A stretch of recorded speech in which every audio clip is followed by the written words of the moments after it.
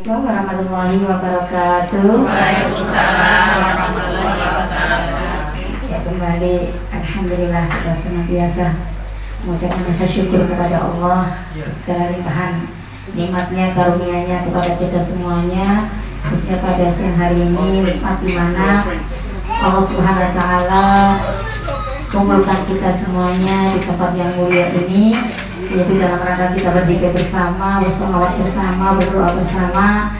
Mudah-mudahan dengan kebersamaan kita pada siang hari ini menambahkan keberkahan daripada keluarga, daripada Ibu Haji Lydia dan Bapak Haji Dodi sekeluarganya, dan buat kita semuanya yang diundang, mudah-mudahan juga mendapat keberkahannya dari acara ini. Semuanya yang kami hormati, kami cintai, sebenarnya nasihat apa ya ini? Nasihat buat calon ibu dan calon bapak nih kayaknya ya.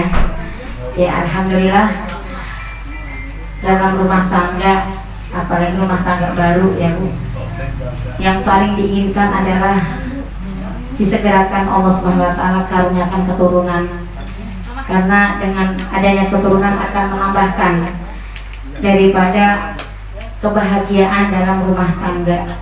Maka dari itu bersyukur sekali Ananda yang saat ini telah dikaruniai Allah Subhanahu wa taala kandungan yang berusia 4 bulan. Maka dari itu apa saja sih yang harus dilakukan oleh ibu hamil, itu aja ya Bu ya, langsung saja, karena intinya ini buat ibu yang hamil. Jadi langsung saja nasihat buat Anandina.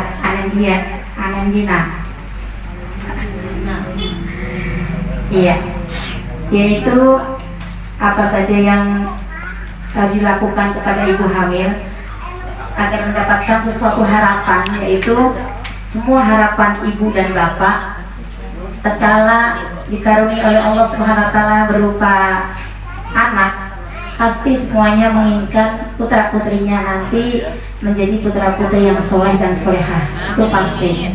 Kemudian menjadi putra putri yang qurrata a'yun. Maka dari itu tidak mudah untuk mendapatkan hal seperti itu. Maka seorang ibu maupun ayah harus penuh perjuangan dan penuh pengorbanan untuk mencapai harapannya mempunyai putra putri yang soleh maupun solehah. Dalam sebuah riwayat dari Imam Muslim diterangkan sabda baginda Nabi Muhammad sallallahu alaihi wasallam, Bismillahirrahmanirrahim. Inna ahdakum yujma'u khalquhu fi batni ummihi arba'ina yawman nutfah summa yakunu alaqah misla dzalik summa yakunu mudghah misla dzalik summa yursalu ilaihil malaku fayanfuhu fihi ruh wa yumiru bi arba'i kalimatin bikat rizqihi wa ajalihi wa amilihi wa syakiyun aw sa'idun. Jadi bayi yang dalam kandungan 4 bulan ini awalnya Allah Subhanahu wa taala telah mengaruniakan, nitipkan daripada sebuah janin dalam kandungan seorang ibu. Maka dari itu Allah mengumpulkan kejadian manusia dalam perut ibunya itu selama 40 hari berupa nutfah atau sperma. Kemudian perjalanan waktu 40 hari kemudian Allah Subhanahu wa taala jadikan alaqah, yaitu berupa darah, gumpalan darah. Kemudian menjadi 40 hari kemudian menjadi yaitu mudghah, gumpalan daging. Maka dari itu setelah 40 hari kali 3 120 hari, maka genaplah 4 bulan. Maka kalau ada yang mengatakan apa sih dalilnya mengadakan acara 4 bulanan, dalilnya adalah hadis baginda Nabi Muhammad SAW ini yang diriwayatkan oleh Imam Muslim, bahwa janin yang ada di kandungan ibunya berusia 4 bulan, Allah Subhanahu wa taala mengutus yaitu kepada malaikat untuk meniupkan ruh pada janin tersebut. Jadi ini saat ini kandungan Anandina ini sudah berusia 4 bulan, berarti janin sudah hidup. Biasanya nanti berapa hari kemudian akan ada gerak-gerak dalam perut gitu. Mungkin agak kayak nendang-nendang gitu. Memang sudah ditiupkan ruh oleh Allah SWT melalui malaikat. Kemudian tidak hanya itu, dan malaikat mengutus malaikat menentukan 4 ketentuan dalam janin tersebut, calon bayi tersebut. Apa itu? Yang pertama yaitu ikat di rizki. Malaikat menetapkan rizkinya si janin ini, Bu. Jadi maka apa sih yang harus dilakukan oleh ibu hamil agar ketentuan-ketentuan Allah Subhanahu wa taala ada 2, Bu, Bapak Ibu, yaitu ada qada, ada qadar. Kalau qada itu ketentuan Allah yang sudah tidak bisa dirubah, seperti ajal, ini gak bisa dirubah, maksudnya qada dari Allah Subhanahu wa taala. Rizki pun ada rizki yang rizki berupa qada, ada rizki berupa qadar. Ada rizki yang tidak bisa dirubah, dan ada rizki yang bisa dirubah dengan ketentuan-ketentuan tersebut. Kemudian ditentukan rizkinya. Ini saat ini rizkinya si bayi ini berapa? Kita hidup tubuh selama kita hidup, dari mulai dilahirkan, mulai dari titik ruhnya sampai kita nanti meninggal dunia, maka kita sudah ditentukan rezeki yang sudah maksum, yang sudah ditentukan, gak kurang, gak lebih.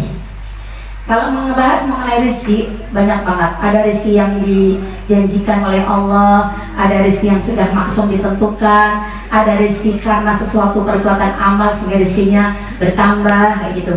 Maka yang saya bicarakan di sini rezeki yang sudah maksum, yang sudah dikodokkan oleh Allah, maka ditetapkan.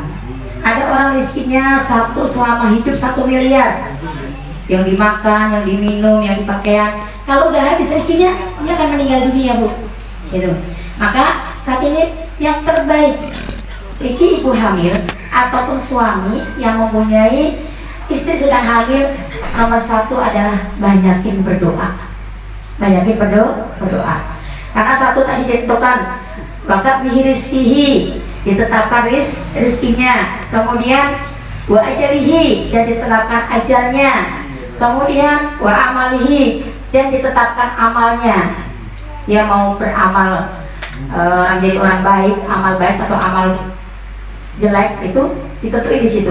Kemudian wasyakiyun au sa'idun, atau wasyakiyun au sa'idun, dia akan mendapatkan nasibnya, nasib hidupnya itu nanti aja menjadi syakiyun, ada sa'idun, orang yang celaka atau orang yang bahagia. Sa'idun itu bahagia, syakiyun itu celaka. Maka kecelakaan ini atau kebahagiaan ini adalah hakikatnya kecelakaan dan kebahagiaan akhirat, surga atau neraka. Maka yang tadi langkah ibu hamil dan suami yang wajib harus tiap hari lakukan adalah berdoa. Minta kepada Allah Subhanahu wa taala, banyakin berdoa dan berzikir kepada Allah Subhanahu wa taala. Karena janin itu hidup bersama kita, Ibu. Kemanapun dibawa, apapun yang ibu makan itu dimakan. Kemudian apapun yang kita bicarakan, kita omongin, itu anak itu akan mencerna dan akan tahu kondisi ibunya itu seperti apa. Maka ini seorang bapak atau suami yang istrinya hamil sering-sering membahagiakan hati istrinya agar janinnya juga sehat gitu. Jadi jangan dibuat ibu hamil itu dibuat resah, dibuat galau, dibuat sedih gitu. Jadi agar janinnya juga tumbuh sehat, dohir dan batinnya, sering dibuat bahagia hatinya. Kemudian banyak berdoa, doa kepada Allah, minta sama Allah agar dikaruniakan keturunan yang soleh dan solehah, sebagaimana doanya Sayyidina Sayyidina Hana, yaitu istri Imran, ibunya Sayyidina Maryam. Itu doa minta sama Allah dikaruniai keturunan yang qurrata ayun. Biasanya kita baca setelah sholat.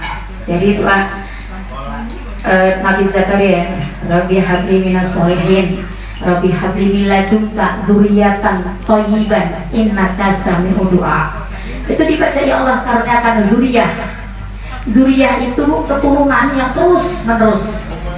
Kalau anak cuma yang dilahirkan dari kandung badan kita anak, tapi kalau dzurriyyah kita minta dari anak kita melahirkan anak lagi, melahirkan anak lagi, terus itu menjadi anak yang qurratu ayun, menenangkan hati gitu. Jadi kita doanya tidak hanya minta buat anak kita yang ada dalam janin kita, namun mintanya buat zuriyatan thayyiban, zuriyah keturunan yang baik, yang qurratu ayun. Doa minta sama Allah, kalau nggak bisa pakai bahasa Arab, bisa doa pakai bahasa kita sendiri. Namun akan saya sampaikan sharing bahwa doa harus diawali dengan 3 kali istighfar. Ya, ya. 3 kali istighfar, kemudian baca Fatihah, kemudian sholawat. Maka dengan 3 ini, doa pakai bahasa apa saja, insya Allah Allah akan terima. Kata Allah dalam Al-Quran, "Ud'uni astajib lakum." Berdoalah kamu kepadaku, pasti akan aku kabulkan. Tapi jangan lewatin yang pertama tadi, apakah pertama istighfar 3 kali, baca Fatihah, sholawat kepada Nabi, baru kita minta sama Allah apapun yang kita minta. Tadi seperti doa yang saya sampaikan tadi, kok gak hafal, minta pakai bahasa kita sendiri. Berzikir, zikir yang paling baik di suami ini. Kalau mau tidur, pusat perut istrinya ya Mas ya, sambil baca ayat kursi, ya Latif, ya Latif, ya Latif. Ya Allah, lembutkan hati anak kita, lembutkan daripada sifatnya, lembutkan akhlaknya itu. Baca Pak, ya Latif, ya Latif, ya Latif. Berapa? Terserah mau baca berapa. Setiap mau tidur, usap-usap perut istrinya. Itulah langkah mencetak generasi soleh dan soleha. Itu tidak hanya setelah lahir, tapi dari mulai janin itu sudah mulai kita proses, daripada kebaikan-kebaikan yang menjadikan jalan putra-putri kita menjadi putra-putri yang soleh dan soleha. Kemudian setelah banyak berdoa dan berzikir, biasakan yaitu perbanyak sholat sunnah. Yang wajib jangan pernah ditinggalkan, yang sunnah banyakin dikerjakan. Karena dengan sholat segala sesuatu kebaikan akan melekat. Kata Allah dalam Al-Quran, "A'udzubillahi minasyaitonirrajim, innas sholata tanha 'anil fahsya'i wal munkar." Kalau kamu sholatnya baik, sholatnya bagus, maka insya Allah perbuatan-perbuatan yang lainnya akan ikut baik.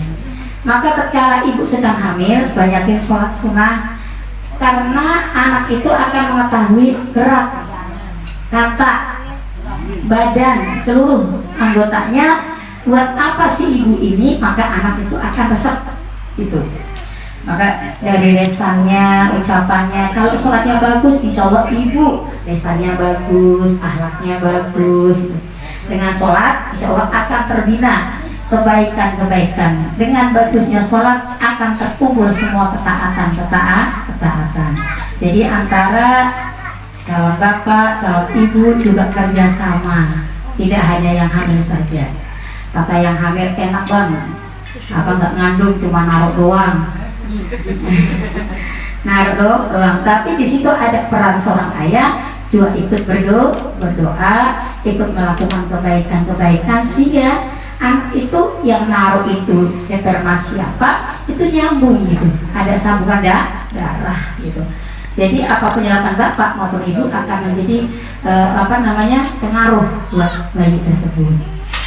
Kemudian setelah banyaknya sholat sunnah yang semampunya dilakukan, kemudian puasa. Puasa ini khususnya ketemu yang wajib, kalau nggak ketemu yang sunnah, biasakan janin di dalam perut itu dibiasakan ikut puasa gitu.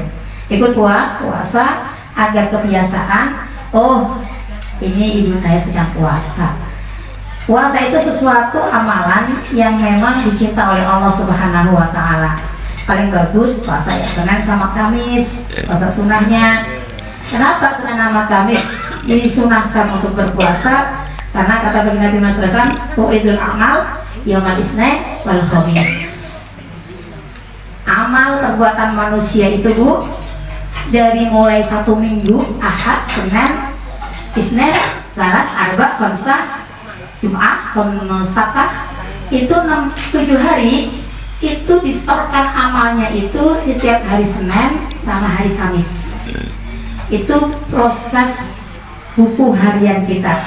Maka ibu hamil seenggak-enggaknya lah sebulan ketemu Senin sama Kamis satu kali gitu, melatih janin ini. Nanti kelak lahir anak sudah biasa di dalam janin berpuasa, itu pengaruh besar. Di dalam janin udah biasa diajak sholat, jadi nanti jadi anak juga gak susah-susah diajak sholat gitu. Nah kalau anak-anak sekarang kan Masya Allah bu, kalau diajak sholat, nah udah waktunya sholat, iya masih di depan TV. Nah sholat masih di depan HP. Betul bu. Tuh, anak cucu kita kayak gitu tuh ibu ya. Jadi ini jangan-jangan dulu orang tuanya itu waktu hamilnya juga malas-malasan mau sholat, mau satu wajib entar-entar, yang sunahnya kayak dikerjain. Ya kalau punya anak yang seperti itu tuh bukan karena anaknya, mungkin juga karena dari diri kita yang kurang ilmu untuk memproses mencetak putra-putri yang soleh itu ternyata dari mulai janin.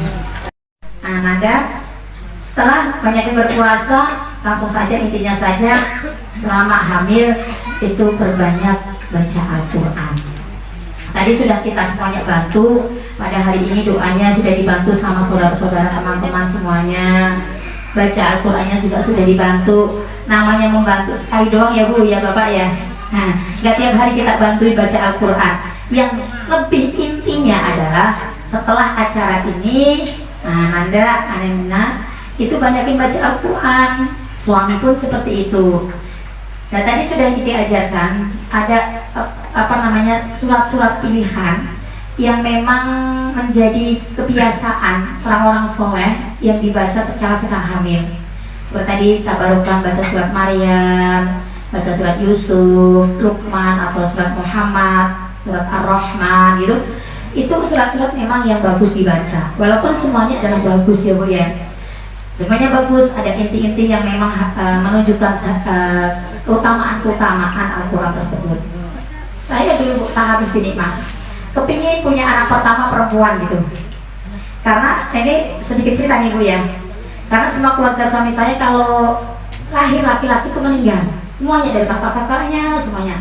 Suami saya anak nomor 8, minta ya Allah jangan anak laki-laki lahir, kepingin perempuan dulu. Bukan takut, tapi karena semuanya terjadi seperti itu, jadi kayak ada rasa khawatir gitu.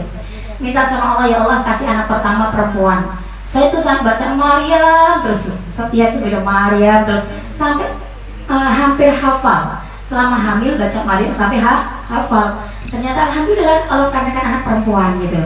Jadi di sini kita bukan mitos, tapi benar-benar doa itu mencakup seluruh kebaikan-kebaikan. Kata baginda Nabi Muhammad SAW, ad-du'a'u silahul mu'minin. Doa itu senjata buat kita orang beriman.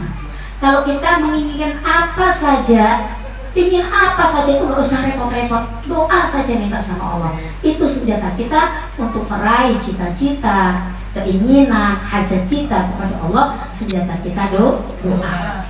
Doa itu bisa mengalahkan apa saja. Silahul mu'min, doa nur samawati wal ardh. Doa itu cahaya langit dan cahaya bumi. Maka segelap apapun permasalahan kita, serumet apapun persoalan kita, kalau sudah kita minta sama Allah dengan berdoa, insya Allah semuanya akan dimudahkan oleh Allah Subhanahu Wa Taala. Amin ya Rabbal. Biasanya kan anak pertama suka kompromi nih suami sama istri. Mas, laki-laki perempuan, kata suami laki-laki, kata istrinya perempuan gitu.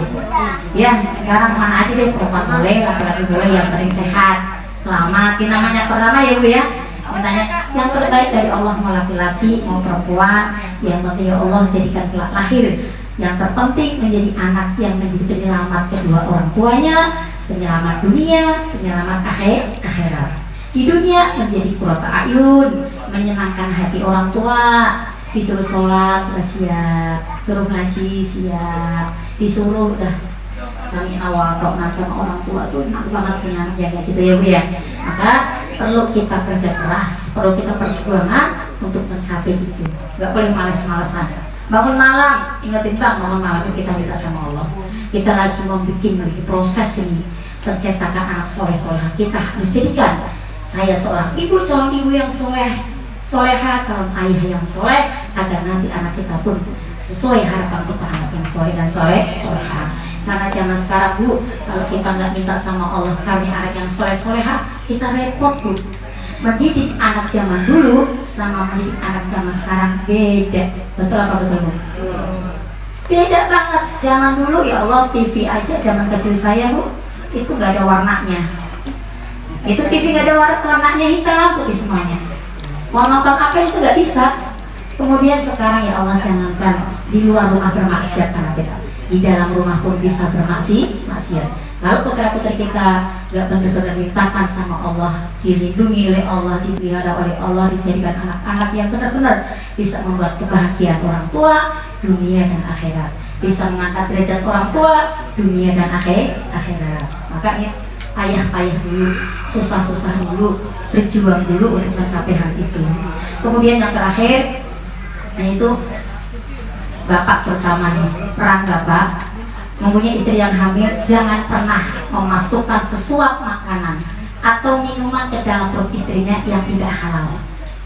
Yang tidak halal ini pengaruh besar. Dari 5 aspek ini, kalau satu saja ini dilakukan, memasukkan makanan yang haram ke dalam perut istri atau istri yang hamil makan yang haram, maka semuanya akan hancur. Sholatnya nggak diterima, doanya nggak dikabul, puasanya nggak diterima, semuanya jadi hancur dengan sebab satu ini. Maka hati-hati dulu senang hamil. Biasanya suka ada nyidam, bang saya pingin mangga tetangga bang, mana itu? Udah beli aja kata abangnya di pasar. Enggak, saya pingin yang di pohon tuh. Ya pingin di pohon, ntar aku minta, enggak, gak usah minta, ngambil aja. Jangan, minta izin. Anak istri saya sedang hamil, pingin mangga yang di pohon, izin nih, minta. Jangan malam-malam nyegat, taunya kan ya Bu. Malam-malam ngambil. Jangan. Jadi hal yang memang diharamkan oleh Allah SWT jangan dikerjakan. Makan minum juga yang harus yang halalan, thayyiban. Ini makanan halal ini bukan tip dari dokter, tapi tip dari Allah dalam Al-Quran. Tidak hanya buat ibu yang hamil saja Bu, buat kita semuanya. Kata Allah dalam Al-Quran, a'udzubillahi minasyaitonirrajim, ya ayuhan nas kulu mimma fil ardi halalan thayyiban. Wahai manusia, bukan hai orang yang beriman Bu, tapi semua manusia.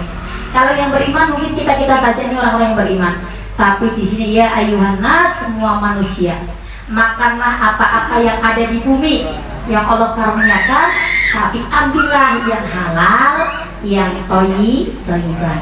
Halal itu dari syariat, thayyiban itu dia dari kedokteran, dari kesehatan. Thayyiban buat perkembangan bayi jasmaninya, halalnya buat perkembangan rohaninya. Jadi seimbang antara jasmaninya, dimakan makanan-makanan yang sehat, yang bergizi. Makanan yang udah basi jangan dimakan, makanan yang berbahaya jangan dimakan, yang pasti halal. Insya Allah cara bekerjanya ya suami, insya Allah kalau suami pulang kerja dapat duit banyak, tanyain Neng, bang gaji apa, kan biasanya 10 juta bang, ini kok bawanya banyak banget bang, dari mana lebihnya? Ditanyain, jangan senang dapat tambahan banyak, tanyain, oh dapat ini, oh yaudah, gitu ya. Jadi 5 tip dari Al-Fakir, sama-sama baik kita ibu semuanya yang pada punya anak, punya cucu, kita semuanya maksudnya yang sedang hamil, semoga bisa menjalankan yang 5 tip ini agar insya Allah mudah-mudahan apa yang diinginkannya, punya putra maupun putri yang soleh-solehah diijabah oleh Allah Subhanahu wa Ta'ala. Amin ya robbal alamin. Sekarang sebelum saya tutup, saya mau tanya masih Neng, tadi apa aja tipnya Neng? 1, banyakin berdoa dan berzikir. Yang kedua, banyakin sholat sunnah yang wajib jangan ditinggal. Yang ketiga puasa. Yang keempat apa? Baca Al-Quran. Yang kelima, makan yang halal. Ingat-ingat itu, mudah-mudahan bermanfaat dan mudah-mudahan bisa dikerjakan, dan insya Allah mudah-mudahan menjadi wasilah jalan untuk menjadikan putra-putri kita anak yang soleh dan solehah insya Allah. Amin ya robbal alamin. Yang sedikit ini semoga bermanfaat. Kata ibu mohon maaf karena satu waktu juga ada sore, dua kondisi pada saya juga udah takut nanti malah kurang jelas suaranya. mohon dimaafkan, mohon diridhokan, dan mohon dimaklumkan. Terima kasih atas kepercayaannya kepada kami. Kurang lebihnya mohon Tuhan itu maaf yang seluas-luasnya. Terima kasih atas undangannya. Semoga kita semua panjang umur, sehat walafiat, keluarga besar daripada Bapak Haji Dodi Permadi dan Ibu Haji Lydia. Semoga berkah anak cucu turunnya, berkah rumah tangganya, berkah sakinah mawaddah warahmah. Allah akan keturunan yang soleh dan solehah. Amin ya rabbal alamin. Ala hadihiniya wa tulun isari al-fatihah bin al-syiha wal afiyah wassalamu wal barakah wa ila hadratin nabi al-fatihah wa barakatil fatihah wa bi mu'jizatil fatihatil mu'azzamil matsani ya farijal ham ya kasifal gham ya mali atiyafir wa yarham wa yakfir bala'i ya Allah wa yakfir bala'i ya Rahman wa yakfir bala'i ya Rahim. Iftah lana ababal khair, ababal siha wal afiyah, ababal salamah, ababal barakah, ababal nikmah, ababal maghfirah, ababal rizki, ababal jannah birahmatika ya arhamar rahimin. Allahumma ja'alna wa auladana wa ahlana min ahli ilmi wal khair wa ahli ibadah wa ahli ta'ah wa la taj'alna wa yahum min ahli sirri ghair. Allahumma taqabbal minna innaka antas samiul alim wa tub alaina innaka antat tawwabur rahim. Rabbi hab lana minas solihin. Khususnya anaknya adalah kanan Angelina Apriliani binti Bapak Beri. Rabbi hab lana minas solihin. Rabbi hab lana min ladunka dzurriyyatan thayyiban innaka samiul du'a. Rabbana ij'alna muqimas shalah wa min dzurriyyati rabbana wa taqabbal du'a. Rabbana taqabbal minna innaka antas samiul alim wa tub alaina innaka antat tawwabur rahim. Rabbana atina fid dunya hasanah wa fil akhirati hasanah wa qina adzabannar. Sallallahu alaihi wasallam Muhammadin wa ala alihi wa ashabihi ajma'in bi fadli subhana rabbika rabbil izzati amma yasifun wa salamun alal mursalin walhamdulillahi rabbil alamin. Amin amin ya rabbal alamin. Qabul.